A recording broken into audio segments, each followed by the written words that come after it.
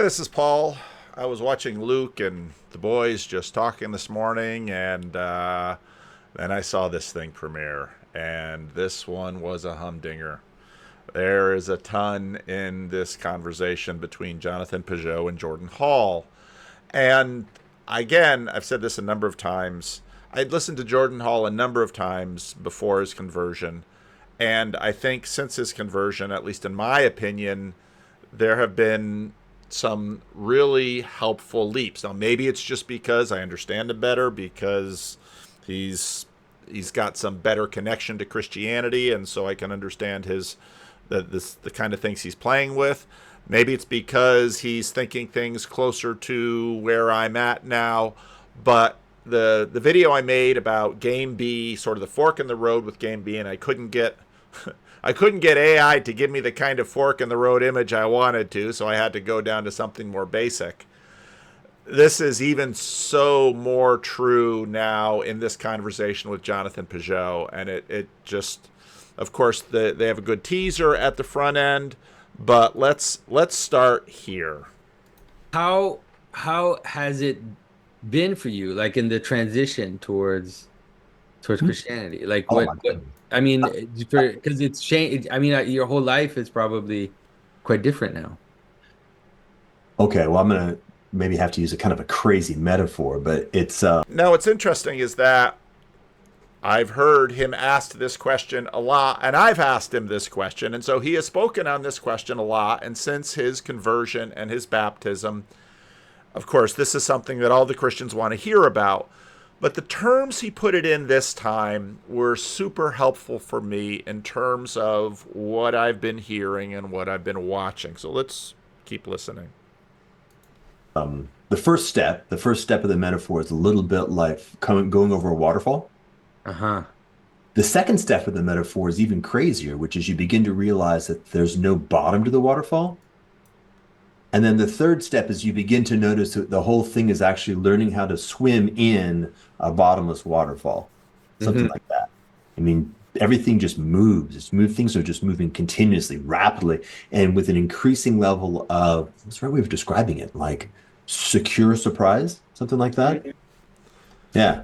Yeah. Now, again, just to put a little bit of context from my last video about Jordan Hall, I mean, he is the meta crisis guy. He is the guy that tells the story about how, okay, he tells a story about getting into law school, getting into elite institutions, and then moving to the West Coast and getting into DivX, video compression. I remember those days because I was fooling around with video compression back then. I remember DivX coming on the scene and analyzing that, and so he was behind that, and then he made some of that money, and then he talked about the fact that he, by virtue of what he did and where he was and who he was hobnobbing with, now suddenly he is having conversations with people sort of at the top of their own little individual stacks or silos, and he's beginning to discover a commonality that all of these people have a degree of anxiety about something within their domain of expertise that they are super nervous about. And he's talking to a lot of these different people, and he's noting that everybody seems to have one. And he also recognizes that these things aren't just sort of distinct. Oh, we won't be able to get this or that, and everything else will be the same. No, these things will have sort of a domino collapse where you'll have everything on the table that was standing up pretty soon laying down. And so then you had the poly crisis, and the poly crisis was a meta crisis, and he begins to realize, oh crap. So what's fascinating is this apocalyptic vision. Now, I've also been. You cannot read the New Testament and not understand apocalyptic visions. Now, in some ways, a lot of New Testament apocalypticism is sort of relegated to the book of Revelation, the apocalypse. But the more you read the Apostle Paul, for example, the more you begin to recognize that he's always referring to this apocalypse. And this then gets into a whole variety. Is my sound low? I don't know. Is it too low? I always have difficulty regulating my own sound because I talk low and then I get excited and I talk fast, and I don't have a wife or someone around saying turn it down. So we're living in a time right now where we're living in a meta crisis. Everyone around is sort of anticipating an apocalypse. And we'll get back to Eric Weinstein. He's certainly doing it, has been doing it for a long time. And then what if alt history? I've listened to some videos by this guy for a while, and I knew he was young just by the sound of his voice. And I haven't really done any content on his videos yet, but his channel has also been getting more apocalyptic. And so then he starts with something like this. One of the biggest things my channel talks about is I think we are on the edge of what I call the crisis of the 21st century, which is what I think will be, and it's easy to say that it's going to be the bloodiest crisis in history, because in World War II, just 70 years ago, the world had 1/4 its current population. So it's very easy to have the bloodiest crisis in history when you have 8 times as many people as the pre-industrial world. But I think the crisis that we're about to face in the next 30 years will be the bloodiest crisis in history. Why? Yeah. So I'm looking at a bunch of different models here, and I've triangulated a bunch of different equations to find that we are on the verge of the crisis of the 21st century. And I think it's going to be a global crisis. So let me tell you the different things I'm looking at. One of them is that Peter Turchin is, and Peter Zeihan's also tapped into this pretty well. I think Zeihan came on your podcast before. If you know Zeihan, you know one side of this, and I have a lot of respect for Zeihan. I think he's done a good job. Peter Turchin, pulling from David Hackett Fisher, saw that the world has these global crises every 250 years that can be predicted by 3 variables in a computer model. Plugging these 3 variables retroactively, historically, off these, you can predict the years these crises happen. And what happens in each case is that there's mass war, famine, the decline of the global population, and a change of the social structure as there's political disturbances. In the Western world, the last example of this was the French Revolution and Napoleon. That was 250 years ago. Before then, the religious wars of the 1600s that killed 1/3 of Europe's population. Before then, the Black Death, which killed half of Europe's population. Before then, you have the fall of the Frankish Empire that destroyed centralized government in Western Europe. And you can... Okay, so you get the shtick, because this stuff is all over YouTube. You know, I want to call them the twins, but they're husband and wife. Malcolm and Simone. I mean, but they're a little different, of course. But of course, the Weinstein brothers, they're into this. He's into this. And everybody is into the apocalypse. Everybody's into the apocalypse. And the point I made in the last video is that, this is a point that I've been making in sermons forever, because you wind up talking about the day of the Lord. The day of the Lord is this ongoing biblical theme that you can find in the book of Joel, and you can find it in other places in the Old Testament, and obviously in the book of Daniel. And then it's just behind the scenes in the Gospels. And then Paul keeps talking about, the coming and all of that. And of course, in the book of Revelation, it's the apocalypse in vivid images. So it's always there. And what I always tell people is that the day of the Lord comes in, it's sort of like a pre-echo. That makes no sense. What is a pre-echo? You know how an echo, when you clap your hands in a cave or something, you hear the big clap comes first and then the sound comes the after way. I always say that the day of the Lord is like a pre-echo, because we're actually getting echoes from the future. And now the idea is that with a globalized society, once, when the collapse comes, it's just going to happen everywhere. And the difficulty, of course, is that, all right, well, what do you do to plan for this? And of course, Eric Weinstein keeps talking about the elites who have, their own hallways at airports, and their own islands, and their own bunkers, and their own ex-Navy SEALs, but how are you going to pay them? And so then, the mind sort of goes off into zombies and dystopian visions and all of that. When again, I keep reminding people that despite the fact, and probably because of the fact, that we live at a time that is so affluent, so secure, so wealthy, that people are now unaccustomed to death, so that they will actually shield their children from knowing death. They'll swap the hamster in the middle of the night, so Fluffy looks a little bit different than they did the night before, or Queenie went out to the countryside, or, all of these kinds of things. So, and then children actually get to 21, get to college age and they've never known death. So now suddenly you need a trigger warning on a funeral. But the truth is, death stalks us. We live in the age of decay. And now it's just that, once you get into your 30s and 40s, maybe you knew somebody who overdosed in their younger years, but on and on and on. And then you get up higher and higher, and you begin to realize that, okay, your parents' generation is falling away. And then now it's coming for your generation, and on and on and on. So on one hand, we have all of this anxiety and trauma about the end of the world. All right. One of the really interesting things. There's another video I could bring in here. All right, let's listen to a little more, then I'll pull in a different video. End up leading to their end, as Aristotle said. Everything ultimately culminates, as Aristotle said, something's great strength will become its greatest weakness when pushed to its extremity. And with a period of peace and population growth, what happens is the value between labor and capital gets destabilized. As the value of labor shrinks, the value of money to manipulate it grows, so inequality goes up. So this explains why the post-World War II era had one of the lowest inequalities in recorded history, while our era has one of the highest inequalities ever. Inequality today is easily in the top 5 to 10 worst periods ever in history.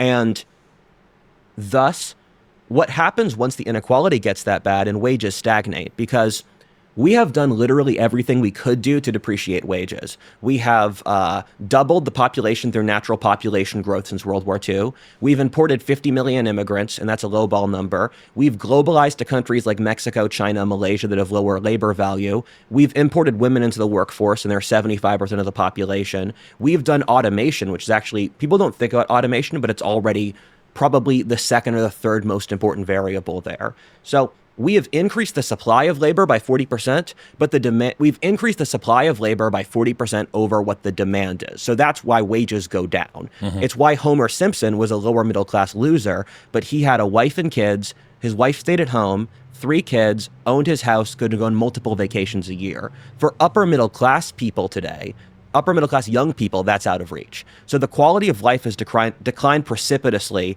since the post-war period.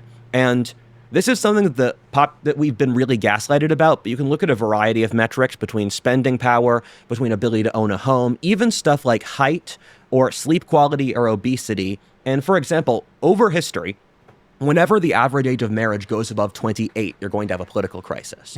So before the Black Death, people were getting married past age 28. Before, but you're not saying that people getting married after 28 caused the Black Death. No.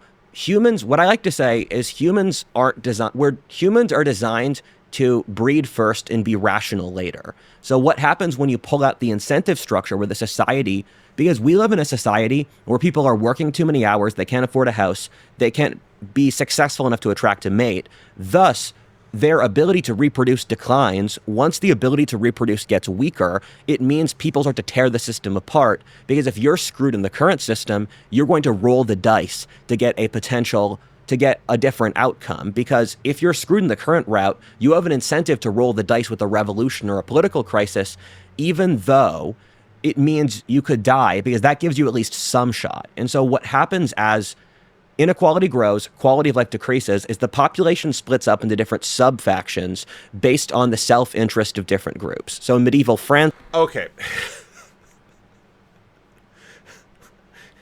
If you're really into this, go to his YouTube channel, because that's his YouTube channel, except it's not his face. It's all of these, he's got all of these other little images he does. And he's been doing this for a few years. I think he's like 24 years old.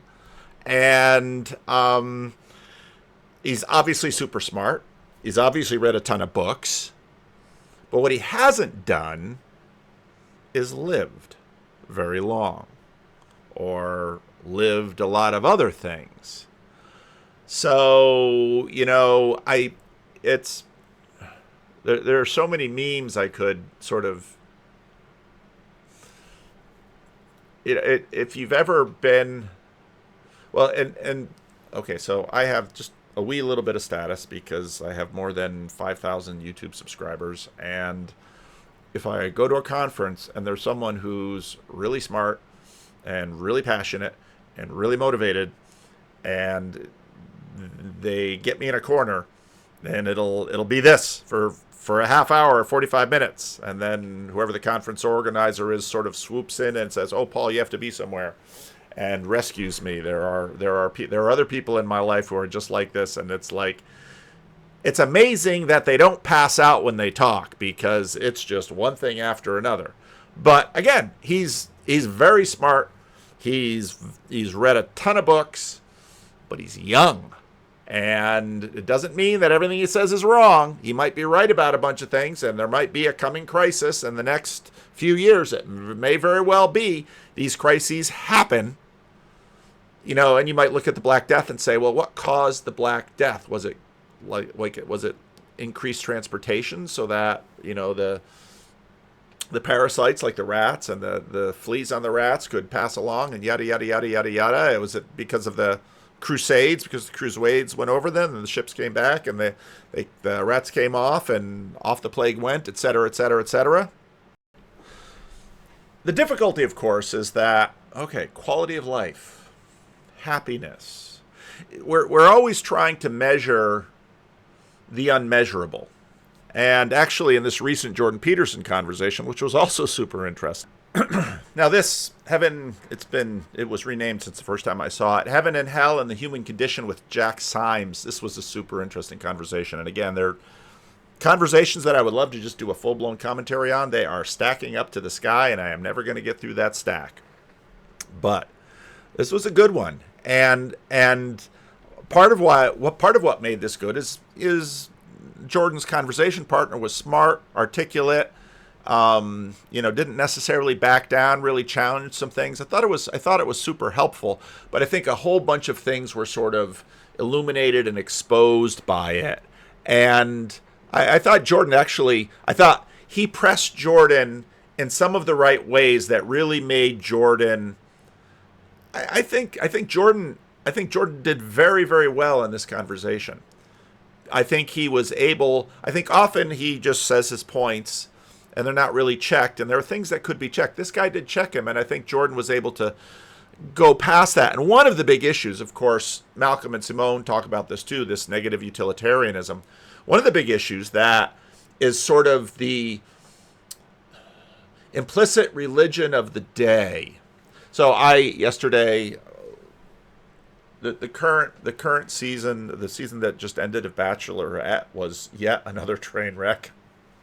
Just another insane train wreck on the Bachelorette, as if the young and the cross between the young and the beautiful, which is the Hunger Games, which is what the Bachelor and Bachelorette are.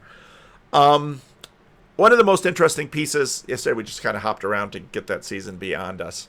One of the most interesting points was, so the current Bachelorette, Jen, basically talked about faith. And it was very interesting because many of the people on the show will have some background in Christianity or so. And so it's with a certain silo in the culture, you don't want to have no spirituality. And then, of course, the show always brings in some shaman or some this or some that to blow smoke on people or hit them with wet leaves, and of course the young couple just sit there, oh, that was such a meaningful experience. But at one point, Jen talks about the fact that she's raised Buddhist, and these holidays and these ceremonies mean a lot to her.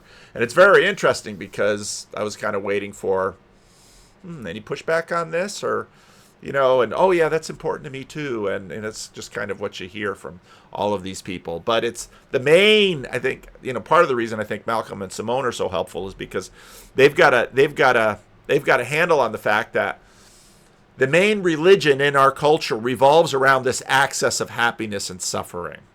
Okay, it's the main religion of our culture, and so Buddhism, Christian, a whole bunch of these other things. But the truth is, this sort of Epicurean negative utilitarianism is really sort of the main religion of our culture.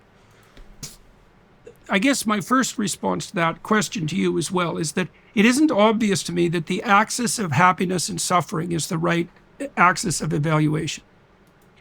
We seem to believe that it's self-evident that it's, let's say, something approximating pleasure versus pain. But that is not the only, what would you say? Those aren't the only interpretive frameworks that are accessible. So I'll give you an example, a biblical example, which I think deals with this point extremely well. And so the first great hero of the and then he goes into Abraham, and most of us who've been listening to Jordan have heard his take on Abraham so often that others haven't.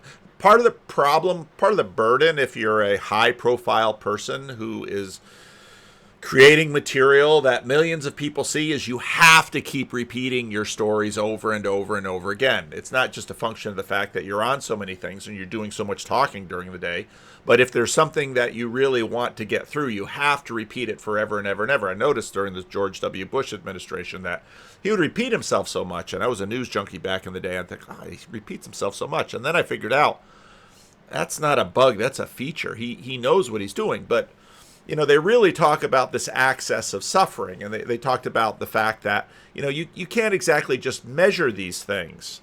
All right, let's jump in here. So the problem of evil that coming out recently, and I think the most dangerous of all of them is what Eugen Nagasawa, a Christian himself, describes as the systemic problem of evil.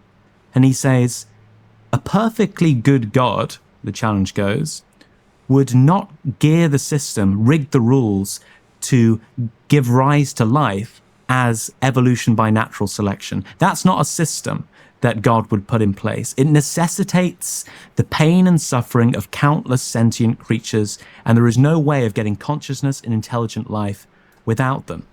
Ultimately, he says that actually that problem's a big problem for atheists as well, because he thinks atheists, like Richard Dawkins, are what he calls existential optimists. They think the world is on the whole a good place, and they're happy and pleased to be alive. Yet the same person is happy to run the problem of evil against theists, but maintain their own optimism. So he thinks that if you're an atheist, you can't be an optimist and you must be a pessimist. But if you're a theist and you've got strong arguments for theism, belief in God, then you can appeal to this broader metaphysics, kingdom of heaven, God's ultimate plan and the like. And so the theist, he thinks, has the better hand against the atheist. But ultimately, I think that argument works against him. And Eugen's a philosophical hero of mine, so I don't say it lightly. But you know what they say, to borrow from Aristotle, Plato's dear to me, but dearer still is truth. I think he actually shoots himself in the foot, because I don't think it's reasonable to believe in a perfectly good God and evolution by natural selection at the same time.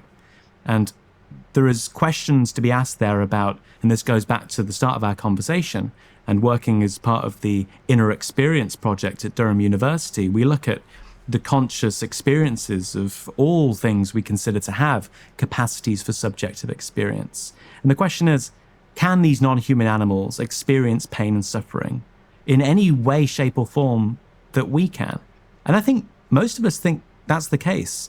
90% of people in the UK. It's the simplest biological explanation. Otherwise, you have to posit that the systems in animals that are akin to ours and very, very akin operate in some qualitatively different manner. And that's not a useful Occam's razor hypothesis. It's animals obviously experience pain. Look, from my perspective, the proper position with regards to especially complex animal existence is that you assume continuity until you can demonstrate discontinuity. That's the simplest explanation. Now, you said a bunch of things there that were interesting, so let me respond to a couple of them.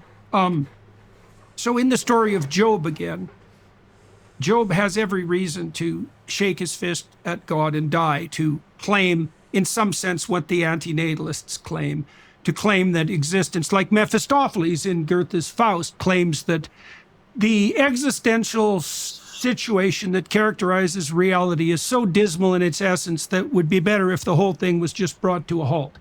That consciousness itself, even being, is a reprehensible exercise in light of the suffering that's ultimately generated. Now, for Goethe, that was Mephistopheles speaking. And that's very interesting because, of course, Mephistopheles isn't one of the world's most positive characters. And so you might say, well, and by the way, Mephistopheles was a great hero to Karl Marx. And Mephistopheles does make this argument, and that's the spirit he stands for, is the adversary of being itself. Being is so rife with suffering that it's inexcusable in its essence. And that's, in some sense, that's the impetus to suicide, right? And it's understandable. Now, one of the ways that I've dealt with that, let's say, psychologically and conceptually, is to, I suppose it's a by their fruits you will know them argument.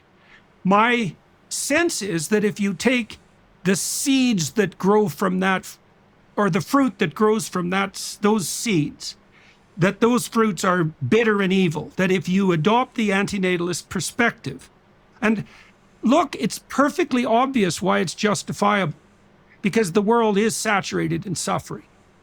And it isn't obvious to me that there's a way of balancing the evidence, so to speak, to decide on which side of the scales you would place your conclusion. Partly because how the hell do you weight the evidence? Yeah. Dostoevsky's, or go ahead.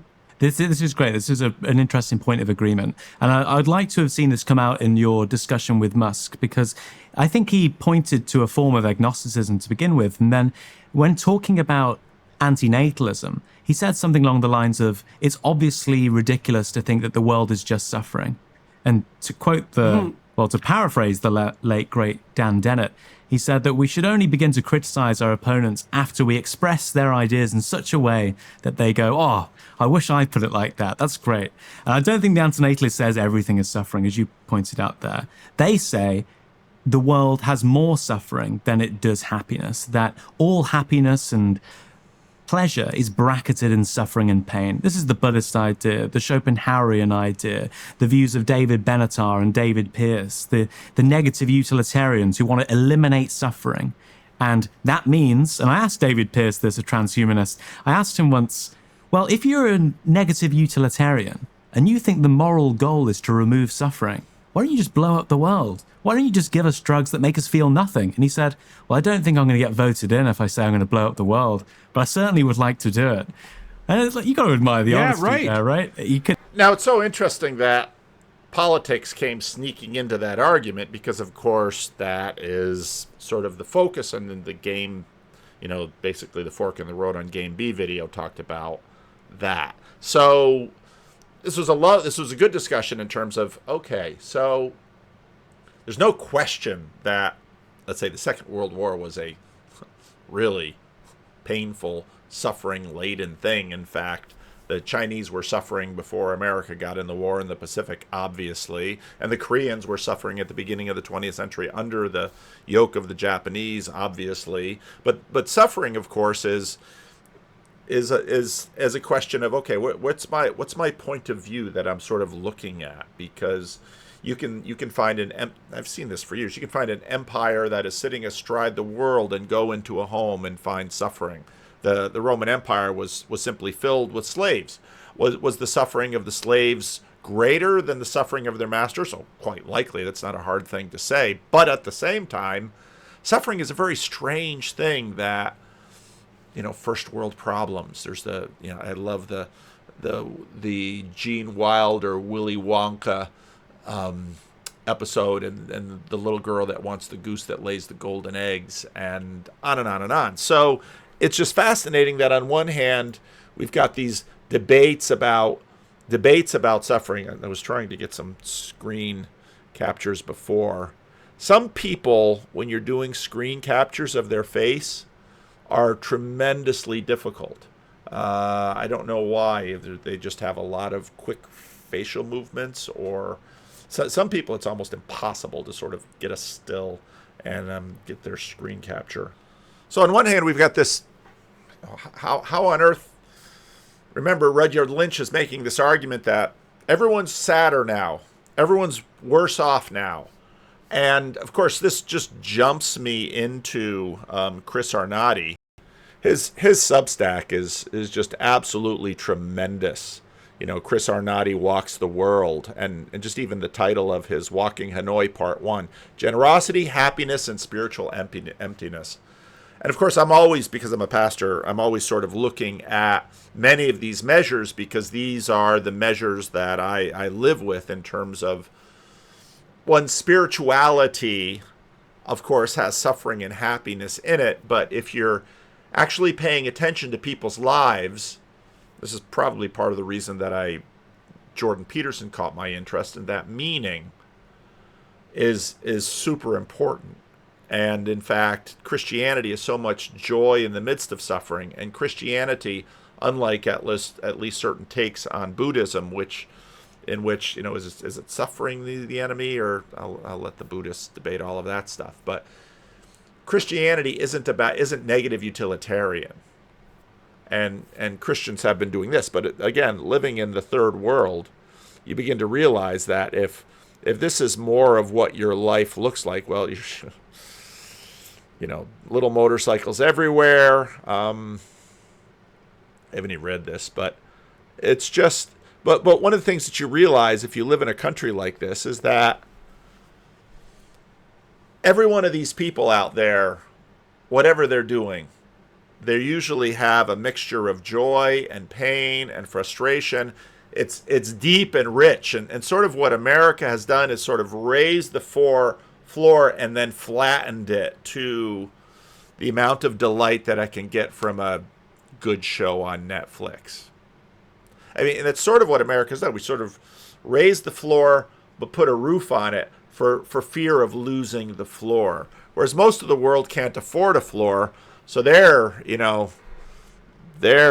living life in many ways, in ways that we aren't. The floor of safetyism just isn't running around like it is for us. Really good, Chris Arnatti. I mean, just super appreciate his whole project, and his pictures are. I'll put a link to his Substack below. I mean, living in the DR, you'd see this kind of stuff just all the time. Except they weren't Vietnamese; they were Dominicans. But there's a certain commonality in the developing world. All right, now let's go back to Jordan Hall, because of course he, living with the meta crisis, if you listen to, maybe he did a new one with Jim Rutt recently, I'll have to look it up, but he went all around the world looking at all these different communities, and he was very, very deep in at least the last iteration of John Vervaeke's Religion That's Not a Religion, looking at all these different communities, and then he sort of nearly inadvertently lands in a Protestant Christian one in the Bible Belt. But his telling of the story in this video is different. It's been amazing. Yeah. And so let's say, I mean, for the people that are watching, my question would be, because one of the things that you are known for is trying to think of, let's say, solutions or ways of seeing the world that can help us figure out what's going on, and also help us, try to see what direction we should be aiming, individually, but also, let's say, as communities, and even globally, let's say. And so my question to you is, since you've converted to Christianity, has that changed your perception? Let's say, when you think strategically, or when you think about, how we should act as a society, or how we should align ourselves, like how has that changed for you? I love the way Jonathan asked that question. He asked that question in exactly the right way, because if you look at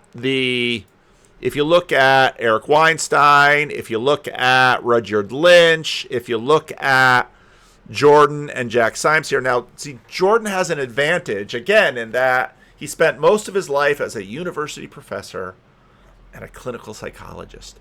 And if you're a clinical psychologist, you have to pay attention close to the knitting. And of course, Jordan, I think part of the reason Jordan has been so effective in this is because he could address way more of the stack, whereas many of the intellectuals and the titans of the world are all way up here. And now they live down here to a degree, but they've got to have to bring that analysis up. And Rudyard Lynch hasn't lived enough life. Has he, has he had a child? Has he lost a child yet? No, he hasn't even had a child yet, probably. Where is he in terms of relationships? I have no idea. Maybe if Lynch, you're watching, you want to come on to a Randos, you get your ideas are on your YouTube channel. That's fine. I want to know about you. That's why when someone said, yeah, the What If Alt History guy was on Chris Williamson, I thought, ooh, because I wanted to see his face because I've heard his voice plenty. And I want to get a sense of who he is because, anyway, Jonathan asked exactly the right question because, and then I don't know if Jonathan, because he has people now who do stuff for him, but the end of strategy I thought was the absolute correct title for this video. Titling's very hard. And it's a very subtle question. So let me see if I can respond with something like clarity. The framework that I think is maybe the best is one that a friend of mine gave a while back, which is this notion of in music, the movement from rhythm to tone. So you have a rhythm that has a certain BPM, which you say start at 10, right? So it's just a beat. And then as you increase the BPM, it starts to have a. But what happens is you can kind of graph it. This is a visual, me putting on an XY graph. As the beat starts to accelerate, it has this really interesting thing where it transitions to a tone. Right? It changes from just a series of beats that have no tonality to them, and kind of magically converts into something that your ear now actually hears as a quality of tone. And that ability, the fact that reality consists of the capacity to move from quantity, increasing beats, to quality, the presence of tone, is, on the one hand, by the way, super fundamental. But in this case, it also has to do with what, let's apply, say, rationality or strategy, or the application of intelligence across energy. Right? These are all more or less of the same plane. And as there's a process of endeavoring or even needing to increase those in velocity, or bandwidth would be the actual weirdly technical term, what begins to happen is you notice there's a lift, a vertical lift, that is of a qualitative nature. And so a way of saying it is something like, we have exited the realm where the concept of strategy is applicable or viable. That's interesting. Right there. We have exited the realm where the concept of strategy is applicable or viable. Listen to that again. It's really key. And when I heard it, I thought, I'd been sort of, so again, my videos are just all part of the process for me. And so I was, I had watched most of the rest of the Eric Weinstein video because Richard Rowan said, oh, you should see it. And there are some other good things in there. But I'm watching all of these apocalypse. What shall we call them? Apocalypse tarts? I'm going to have to write this down. And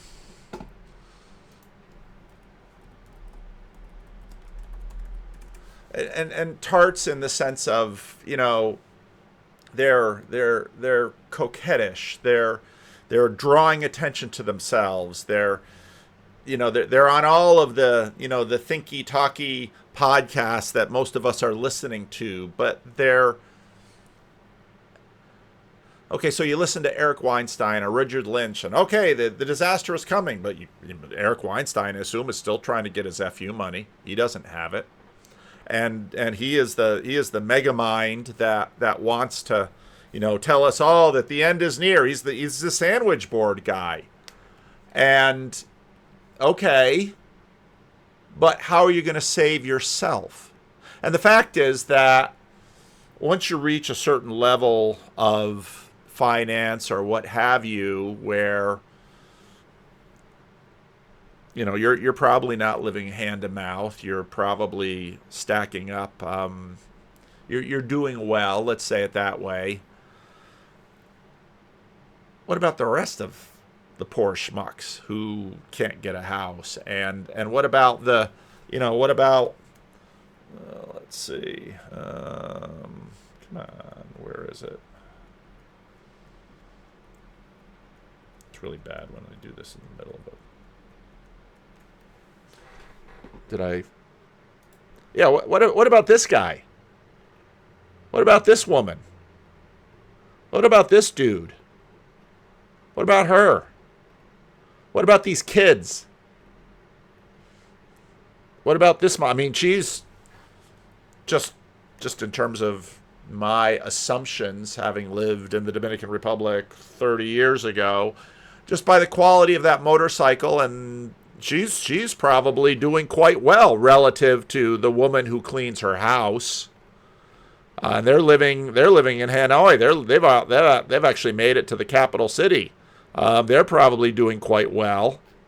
Probably most of these people are, well, those looks like some middle class people who are working, but what about these dudes? You know? And again, one of the real issues is always scale. Maybe if you're a really important person and important people call you and ask your advice, and maybe you're not the ones, so if you think that the political is at the top of the stack, maybe you're not the ones who are getting elected for office, but maybe you're the deep state. Maybe you're this layer of people that Eric Weinstein talks about, 3 people who are really running the country instead of Joe Biden, who are unelected. Maybe you're one of those 3 people, and maybe you're Alexander Haig, if you remember that. I'm in charge here. Maybe you're in a position like that, and it's like, could Joseph Stalin save himself? Could Chairman Mao save himself? Could Adolf Hitler save himself? Could FDR save himself? Think about the big names and the big important people of the 20th century. Could any of them save themselves? And I think what is critical, and what Jordan Hall eventually saw through was, he saw the game and he said, well, somebody's got to be in charge, somebody's got to run countries, somebody's got to be an elected official, somebody's got to be in chief of industry, and we hope that all of them are good people and they're making good decisions, yada, yada, yada, yada, yada, but none of that's going to save the world. That is of a qualitative nature. And so a way of saying it is something like, we have exited the realm where the concept of strategy is applicable or viable. That's interesting. Or shortly going there. We're heading there rapidly. And I could be concrete. For example, the notion of, you kind of move this to a slightly different domain that has the same pattern. And let's just talk about, say, the tension between AI and the human mind that thinks that it is something like AI. And what I mean is, the arc of the Enlightenment had this really interesting thing where it started taking human beings as being more like machines. I call them mediocre machines. And like the really concrete examples, we literally had people whose job was to calculate, right, to do math reliably and quickly. They were calculators. And some folks realized you could make digital calculators that were better. Okay, well, that whole function of the human mind, there are no more calculators, except for maybe for fun, who was replaced by technical calculators. But the broader point is, that's actually sort of commonplace. Like, effectively all functions at the end of kind of modernity and the version of capitalism that is subordinated to modernity are situations where the human has been converted into something like a mediocre machine. What do you want? Accounting. The factory worker is the ultimate example. Basically, like just doing a repetitive gesture until I get a machine that can do it for you. And do it for you. And the point is, like, we say, okay, what are more advanced things like software engineer or doctor? Like, wait a minute, that's just a more sophisticated mediocre machine. Because as we accelerate towards AI, we begin to notice that AI can kind of do that and maybe kind of do it better. Oh, well, now you have this problem. Do you, as a human, say, well, the thing I have to do is now like race faster than AI so I can stay ahead of the event horizon of the nothing as it consumes all human activity? And you can for a while, but it won't work because it's going faster. Or, oh, wait a minute, there's a vertical dimension that's completely different modally in nature, which is not just part of what is human, but is actually more human, vastly more human, and of which AI has no relationship at all. So that's like one example of this notion. and and that's super important because, and I almost get the sense that most of the other apocalypse tarts are basically trying to run ahead of it,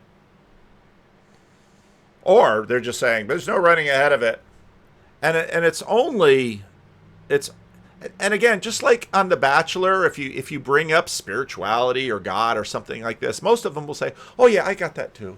Oh, okay. I know that. Well, I might be an atheist or an agnostic, or I might just be that. But I can go be a Buddhist when I need to, or go be a Christian when I need to, or go to the synagogue when I need to, and I pray, but I don't really, certainly I wouldn't want anybody thinking that I'm actually think I'm talking to someone or relating to someone. And again, okay, I'm biased. You're a minister. Of course you're going to think this. Yeah, I do think this. I think he's right. And I think he said it very well. And I think he mapped it out in a very good way. That makes any sense. Sorry. Oh, it makes a lot of sense, and I think the way you present it is extremely useful, and it's useful for people to understand also what AI is and why the dream of AI becoming more than human, it's muddled because people don't understand the difference between like power, let's say, the capacity to just do a bunch of stuff, and the reason why you do the things. Like the reason why you do the things is a vertical relationship to the capacity to do it. And AI doesn't have access to the reason in itself. Like it just See, and again, and I mean, you go back in my last conversation with Verveke, and I said, I want to see Jordan and John Verveke with his AI sages and Jonathan Peugeot have a conversation about AI. That's the conversation I want to see. Because Jordan, he sure loves it. He sure uses it. And I can understand that. It's a tool. But the more AI I use, the more it's like, and I use it for my thumbnails. Every now and then I'll go and use it for something else because I'm really curious about what it's going to spit back at me. But I'm Team Jonathan on this sucker. I really am. And doesn't. By nature. It's just that kind of... just by what it is. And also because everything about it is a derivative of human. And so unless, I mean, at least in the current state, it will always be a derivative of man. Right. And there's nothing in the current trajectory that will change that current state, although who knows, right? The world, this is not, that's above our pay grade, but it's critical. When we look at something and we say, okay, AI has produced something that looks like art. What it's done is it's done bricolage. And it's taken art as manifested by humans and combined them in a way that is so sophisticated as a combination that the artistic element that was in the substrate that it was manipulating, oh, okay, interesting, that's there. And of course, to the human eye looks at it and applies its pattern recognizing capacity to it, and that connects. Yeah. But the thing, right, the thing that is the art, right, the connection to the transcendent, which is what art is just sort of strictly not available. Yeah, and it also even I think one of the problems we have, let's say in that domain, is that we've forgotten what art was for. Like we've forgotten, even humans have struggled to understand what the reason we make art is for. But even in the AI, we still provide the vertical, like even with the AI production of an image, because we are the ones telling the AI what to make. We give it the prompt. Like the AI doesn't just start generating images out of its own will because it doesn't care. And if it did, it would dissolve it into this. Yeah, we give it the prompt, and then it manifests the prompt based on the vertical direction that we give it. It's dangerous in the sense that then it means now that we can give power to any whim that we have. Like we can basically give massive amounts of power to any type of vertical whim that can be a kind of sinful whim. You could say because there's some aspect of verticality which is which is dangerous if it's not well aligned, because there are mediocre humans too. Let's say it that way, in the sense that there are things that we can want that are vertical that are not sufficient, right? If we, like for example, the idea of just of being a slave to a desire is a good example. Like if you just want sex, that's actually it's a vertical thing because it acts down on the reality, but it's not sufficient. And so if you have infinite power that gives you access to that little vertical thing, then you're in trouble. Yeah. Yeah. Okay. So that's a really good bridge. So, But but in relationship, Okay, before they go there, one of the moments that really stuck out for me in this conversation. Now they're talking about abortion and they're talking about the poverty of the public conversation with respect to it. And then Eric says this. What we need to do more of is to understand what it is that we're reading as feedback. I know, for example, that many people find me overbearing. And it's not that I don't see that in myself, but nobody ever asks me, do you see in yourself that you can be overbearing in conversation? Totally. Well, if you can see it, why do you do it? Interesting question. In general, I find that sometimes I try not to be overbearing at all. And I feel like most conversations end up in a conversation I've already been in. I'm old enough that I'm just bored because I think that humans in general are a large language model. Now, you can understand that sentence. Humans in general are a large language model because, of course, large language models are, in a way, you're sucking up a generality, a generalization of human speech. But, of course, he's, in some ways, directly illustrating the point that Jonathan made with respect to verticality, where he wants to, he, in a sense, treats humanity like a large language model, and he gets bored with what's coming up, and so he wants to express his verticality to pull something up so that he's no longer bored with it. And I thought, wow. In fact, he makes a comment similar to this twice in this conversation. Reference point, and then anything outside of that on either side is some perturbment. Why do you think this is? Why do you think that we don't actually... I'll be honest, almost no conversation in my life moves above the level where I could set a large language model to have it. Good question. So I think we have these social mores and dynamics typically that we follow. It is a good question. But what's more interesting is that he sees it this way. It's fascinating. It's just fascinating.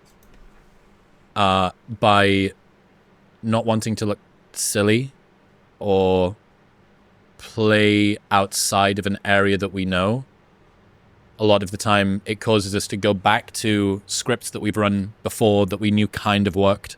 So I think confidence, sort of social confidence, has a lot to do with it. Thinking is expensive and it's hard, and genuinely trying to be generative during a conversation is tough. A lot of the time people are uncomfortable with silence, which causes them to push answers out when sort of sitting back would have maybe allowed them to come up with something new. If you're trying to go quicker, your direction can be less precise and you can move in a less agile way. You're just trying to get the things out as opposed to giving yourself a little bit of a beat. This is why the best definition of a best friend is who can you spend time in silence with without it feeling uncomfortable, and who can you be around with the least filter. I think those... Now, what Chris just went there is he moved from sort of the third person into the relational. And I think that's key. And what's interesting is that here, this will be exactly where they go. To Christianity, I think, or to your transformation and to your life, I think it's interesting to think that when you talk about this change from the horizontal to the vertical, being aware of the vertical already, just being aware that this is something that we need to be engaged with, is is is a huge difference, because most people are just kind of blind to it. They just act, and they don't have a sense that, oh, wait a minute, there are things that I can want that should be ordered properly towards something which is transcendent.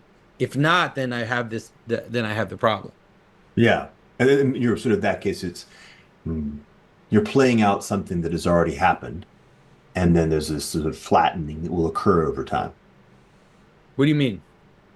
There's the verticality is there anyway. Like, there's no Yeah, way yeah. of avoiding it. But if you're not aware of it or not connected to it, then this kind of like a nerve. It's like when you take silly putty and you kind of form it into a pyramid. You did it, right? That happened.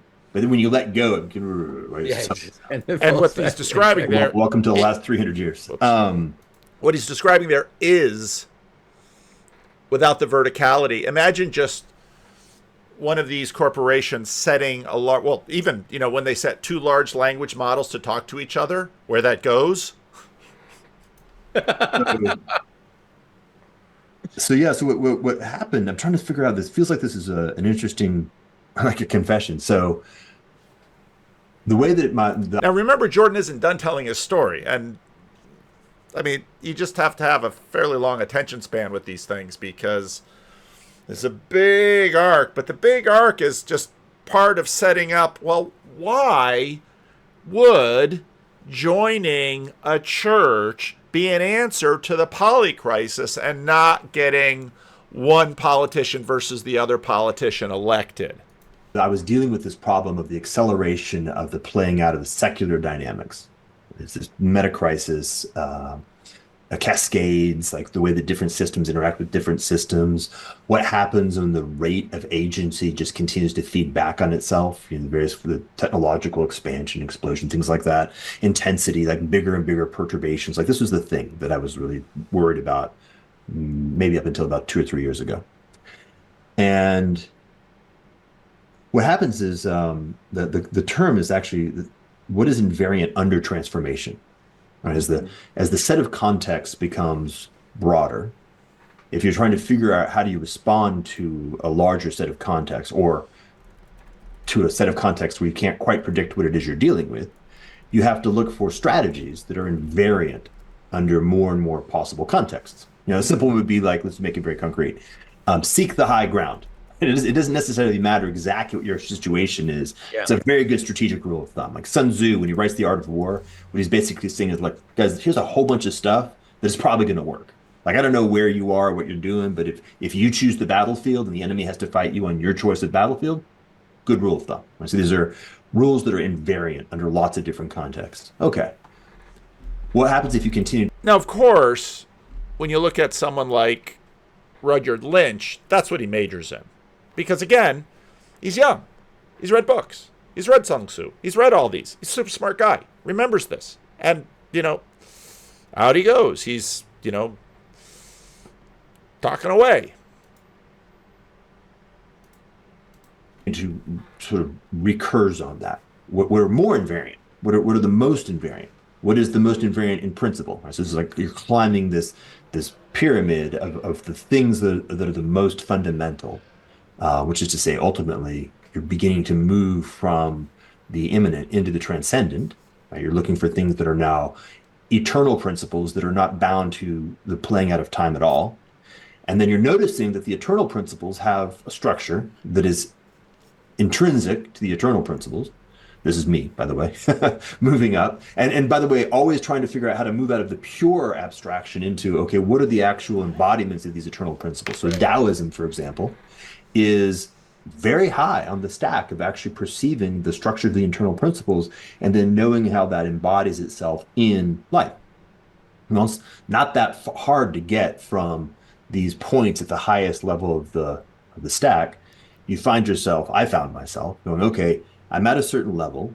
I'm actually really able to almost, like, literally physically notice how these principles interact and operate, but I'm continuing to have to focus because the magnitude of what we're actually dealing with in this moment in time is larger than anything's ever happened in history by a lot, right? By orders of magnitude, maybe 6, 7, 8, 9, 10 orders of magnitude. Is incomprehensible.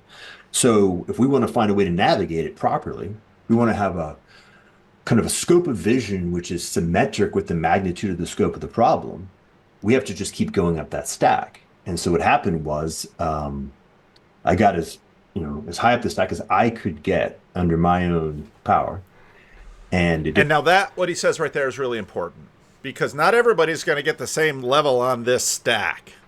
And, there's sort of this deceptive quality about screens and, let's say, paying attention to levels on the stack higher than I am. I've mentioned before that when I was young, I was a news junkie. I listened to, most kids were listening to music. I was listening to news radio. I watched the news. I read the New York Times. I was a news junkie. I was not valedictorian in my class, but at one point, I don't know why it happened, but they put they had a current events competition test or something, and myself and this other kid scored the highest in the, I don't know if it was the class or the school, but of course I knew it. I was studying for the test all the time. I knew all of that stuff. And you have sort of this deceptive, experience listening to, oh, this is, every so-and-so years, every 350 years, every 500 years. Oh, you have no idea of the level of, what the elites are doing to try and preserve themselves. There's a pornographic quality to this where it's sort of a false participation. And of course, democracy is rife with this because we think, well, I have this agency of voting, and if I vote, or then social media is even more pornographic with respect to this. And I'm going to go out there to Twitter and I'm going to convince the world that this candidate is going to destroy the world and this candidate is going to save the world, and all over the place. But it's again, you get old enough and you watch it, and at some point you say, huh. Didn't work. It was unable to handle the pressures of what needed to happen, the kind of the shearing strengths. And so I was gifted then with the possibility of profound humility. And in the field of profound humility, and with some help, yourself included, I picked up the last book. Man, wow, these Christian guys? Really? How could that possibly be? The thing that's at the very top of the stack. That seems implausible. For lots of reasons, by the way. Like doing a retcon, how we got there to that posture, that relationship, for me and for so many other people in this culture. But because of the experience I had of actually going to church and being in a state of very, very deep, I don't know exactly how this stuff works. I'm not in charge of it. I can't understand it. It's strictly beyond my capacity. So how do you begin to kind of more respond to what's happening? And seeing what, the people in my church, like literally just those people, they're doing something which is clearly, from a theoretic perspective, that's exactly what it should look like. Mm-hmm. And there's something going on that is actually mysterious that I could never have produced on my own. No strategy in principle could figure this out. What's happening? And any effort, by the way, to do it by means of strategy definitely kills it or produces something even uglier, like a simulacrum of wholesomeness. Mm-hmm. Okay, well, I'm going to have to go from the inside out. Like, listen, like, absorb, read the Bible, talk to Christians, like, find out what's going on here and assemble it. And then there's a certain point where I was like, oh, wow, that's it.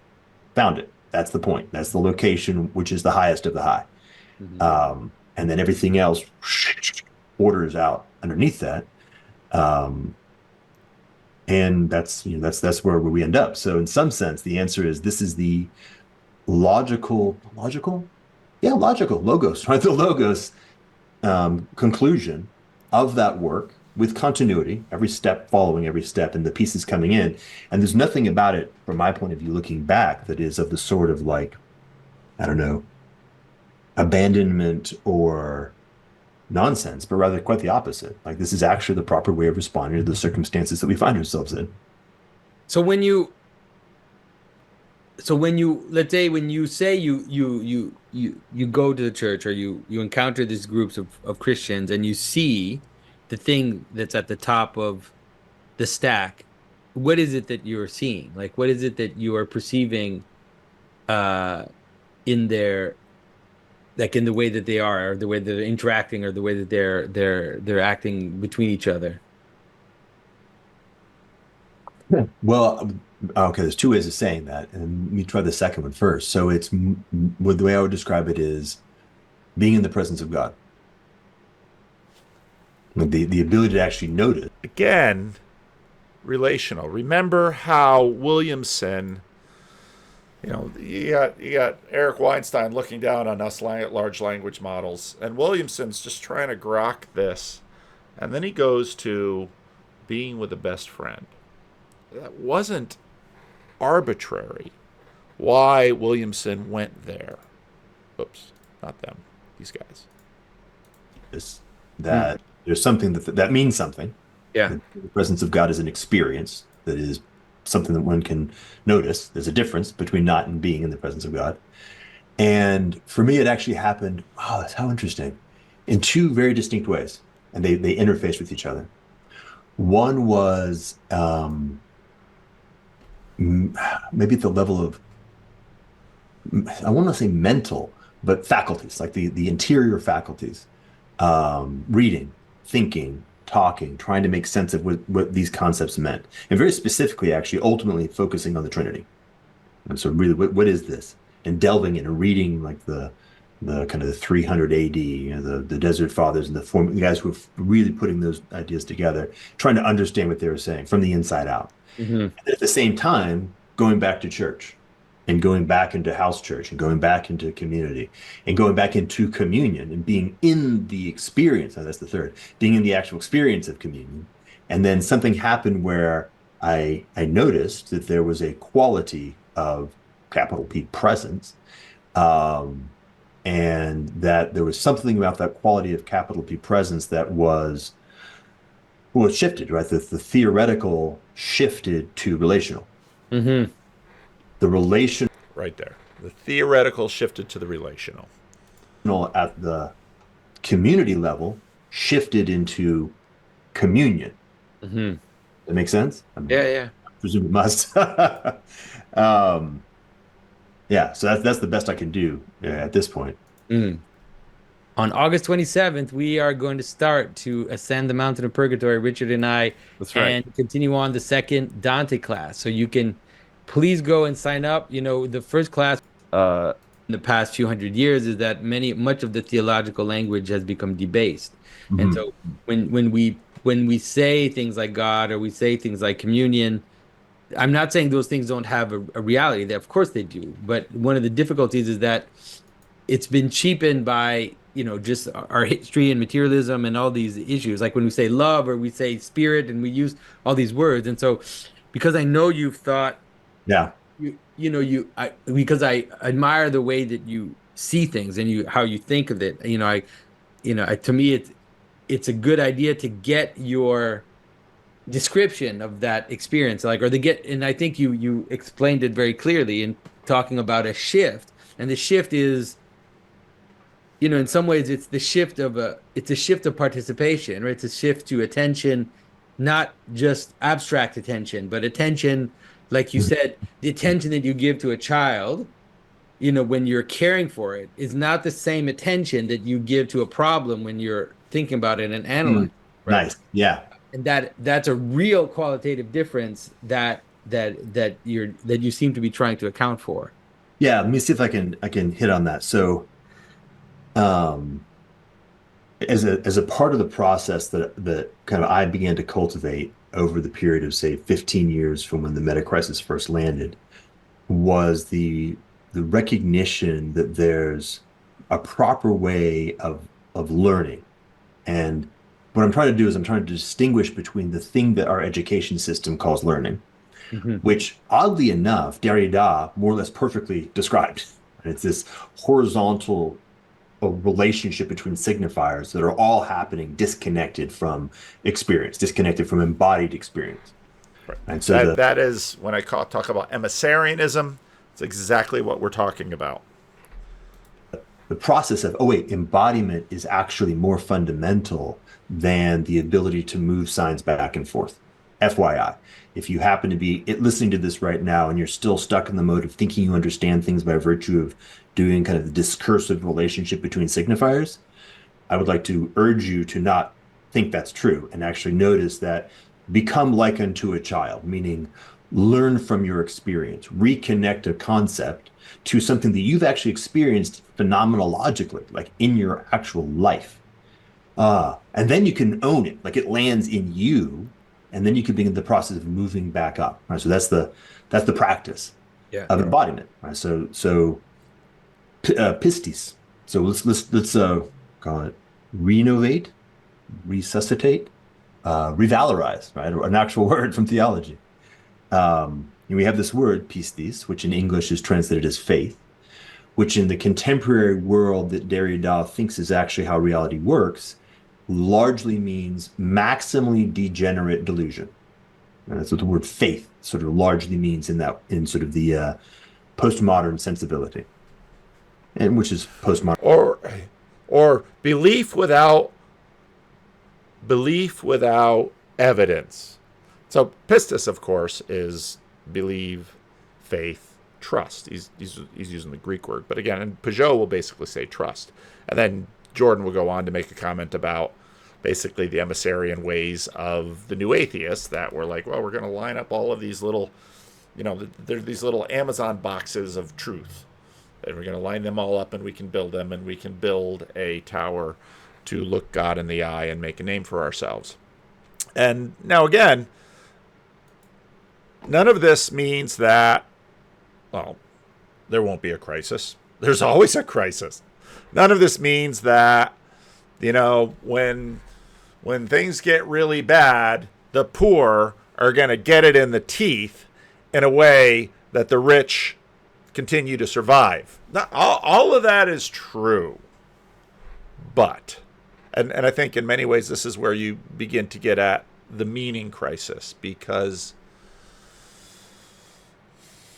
a little bit later, they'll talk about time. I'm running out of time right now, so I got to do a thumbnail. I want to do a good thumbnail for this. I'm already working on the title. But yeah, tremendous conversation between Peugeot and Jordan. I think this was their best conversation so far. It really, really went well. And I think, again, Jordan is just growing in his capacity to connect this stuff. But again, I mean, if I say that, in some ways I'm sort of feeding the apocalyptic tart pornographic loop here. And I mean, part of this channel has always been, it's a very bad business model. If I succeed, I'll have fewer viewers because they won't be watching or listening as much anymore. Why? Because they'll be living. They'll be having babies. They'll be, well, maybe instead of sitting and listening to me talk, they'll actually be jumping onto live streams with one another and having conversations. And the irony, of course, is that I was listening to a live stream when I found this and got onto this, and so on and so forth. That's probably good enough for this video. So, yeah, leave a comment. Let me know what you think.